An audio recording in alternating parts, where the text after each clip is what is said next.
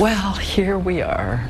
Did you ever imagine a day in which so many people would be talking about something inside you for so long?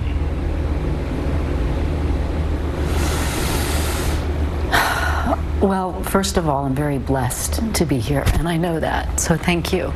And I didn't expect that I would feel tearful, but it's been an absolutely tremendously moving 2.5 or 3 weeks. She says before she decided to speak out, it was frightening. Not clear whether anyone would believe the women or anyone would care.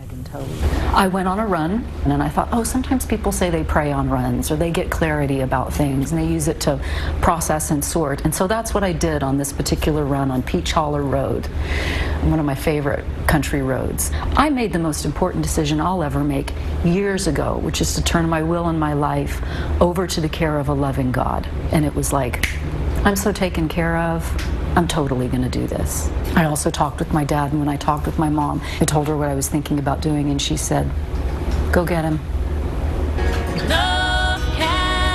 Mom would be Naomi Judd, who, with her daughter Winona, was already part of a legendary singing duo.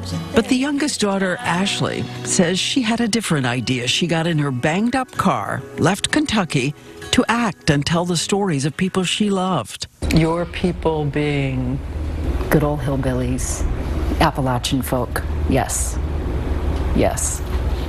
In Hollywood, she says she got some small parts, then larger ones, and she got the attention of one of the reigning titans of the business, producer Harvey Weinstein. Of the more than 60 women who have now come forward to say they were his prey, nearly 20 say it happened before. A girl named Ashley Judd says she entered his hotel room. he had called, wanted to talk to you? Or had you heard about him? Had you heard anything about him? I mean, heard to be wary. No, I had not. No, I had no warning. I had no warning. I remember the lurch when I went to the desk and I said, Mr. Weinstein, is he on the patio? And they said, he's in his room. And I was like, are you kidding me? But you went up because? I had a business appointment, which is, that's, his pattern of sexual predation. That was how he rolled.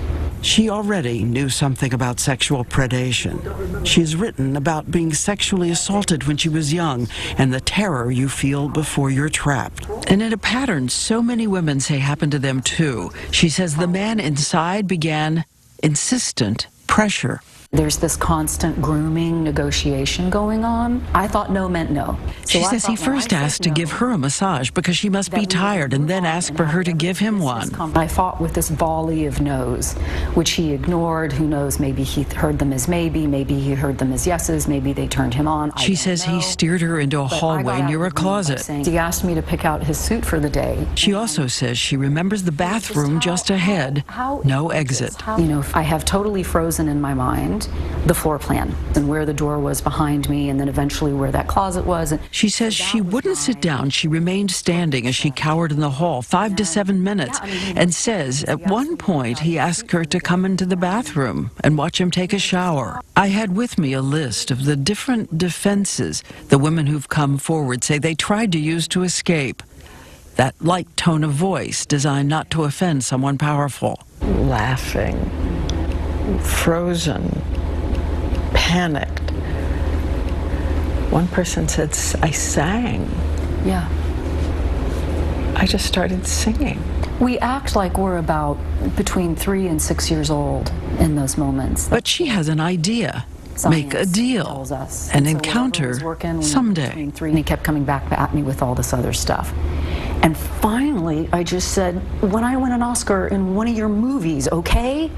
And he was like, yeah, when you get nominated. I said, no, when I win an Oscar. And then I just fled. Which I think, am I proud of that? I'm of two minds. The part that shames myself says no. The part of me that understands the way shame works says that was absolutely brilliant. Good job, kid. You got out of there. Well done. It's a very important word, shame, and it's a very important thing to talk about. So we all do the best we can, and our best is good enough.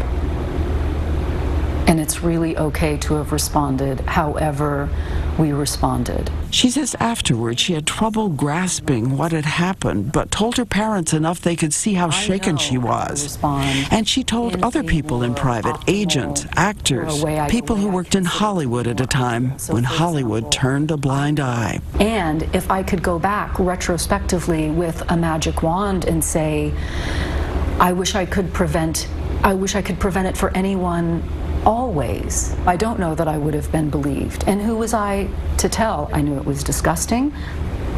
Like, was I going to tell the concierge who sent me up to the room? There are photos from that time, the Vanity Fair Oscar party. This one released to us by Harvey Weinstein. He's put up this picture.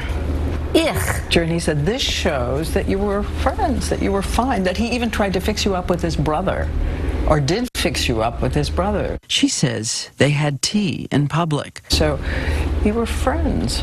No, that's deny, attack, reverse the order of offender and victim. And she points to a different picture from that same event. And I hoped I wouldn't pass him, but I did, and he obviously grabbed my hand. It's like the look on my face is abject terror. Like, I can see it in my eyes. Your elbow, Yeah. it seems Like- to be pushing him Yeah. back while you're holding his hand.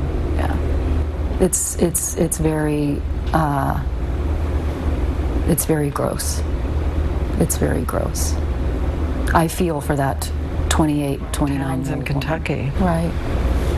who cannot come forward, who cannot. Well, then we're doing this for her. You know, if this isn't her moment yet, we're helping create the moment when she can. Some of you sent us audio tapes. We've promised not to reveal names as we play them for her. I was told that if I didn't sleep with him, I would be fired. We're slow tonight, baby. Go in my office and take your clothes off. So I'm sitting inside my car, outside a job I've had for years now. And this is the part where I have to psych myself up and say, it's gonna be okay. I know he's in there, because he's always in there. This guy controls my schedule. If I don't make any money, I don't feed my kids. And I can't say anything because I need this job. He's just gonna push and push and push and push, trying to find where my breaking point is. And the terrifying part is that I don't know where that is. So what do I do? I just want to hug And her. I don't know how we fix this. I have no face in this. I have no name. You know nothing about me, but I'm still scared that he's gonna find out, or someone's gonna find out that I've said something, and then I lose my job. And I can't lose my job. Women reminding her of a favorite song. You know, I love the song Invisible by U2, which is really about making unseen people seen. I'm more than you know, I'm more than you see, I'm not invisible. She says it's the way she felt when she didn't feel powerful enough to speak out publicly, even as actresses were talking privately about the same experience with Harvey. Then, in 1999, she says, Weinstein said something to her across a table. Remember that little agreement we made? Think I've got that script for you. Hey, just looking around for the material. And then I saw him, and Barbara Walters was right here, and he was across from me at a table, and I had just reached the up with which I could not put. I had come into my own, I had come into my power, I had found my voice, and I was coming right at him, Diane. And he looked at me across the table, and he looked at me and he said, you know, Ashley, I'm gonna let you out of that little agreement we made. And I said, you do that, Harvey, you do that. And he has spat my name at me ever since. Cut a wide berth. She later made 2 movies at his studio. It says she doesn't remember his being a big presence on the set. And in the last 3 weeks, Weinstein has given that statement to the New York Times and others, saying he didn't retaliate against anyone. And again, any sex was consensual. He might very well believe that. He said the rules in the 60s and 70s were different and that he will try to be better. Trying is lying.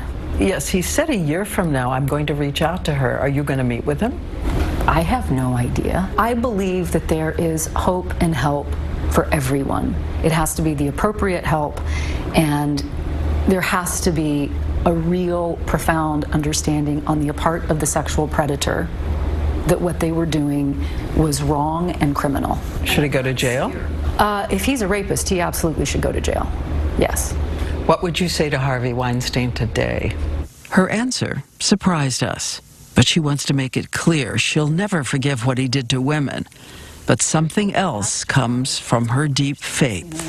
When I spoke at the United Nations on the modern slave trade, I said my prayers beforehand. I said my prayers before I did this. I actually prayed last week, and I said, "Dear God, in case I forget to pray, please let this be the prayer." You know, and what I would say to Harvey is, I love you and I understand that you are sick and suffering, and there is help for a guy like you too, and it's entirely up to you to get that help. It's going to surprise a lot of people. It's just who I am, you know. It's frankly, it's an easier way to roll through the world than the alternative. And she says only if men and women work together can we change all this for good. What is your bracelet? Unstoppable. Unstoppable.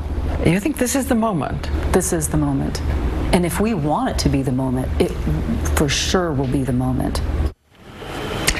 And we're going to stay on this story. The voices of those women are so haunting, and there's so much more to be done about what works, what can we do together. When you heard that one woman who was talking about, I'd get emotional just thinking about like that she'd lose her job and feed her family. Feed her family, and she said how I don't have a face, I don't have a voice, and to feel that way, invisible. That's right. And where does she go? There are some experiments now with new websites. There's one called Callisto for college students where you can go anonymously, post things, and they can see if women are posting the same story about someone, and you can know you're not alone. Yes, and Ashley said it, men and women, we have to work together in fixing this. That's right, and also across party lines, as you know, she's a Democrat. She has been a big Democrat, big divide there, as we know, in the country right now.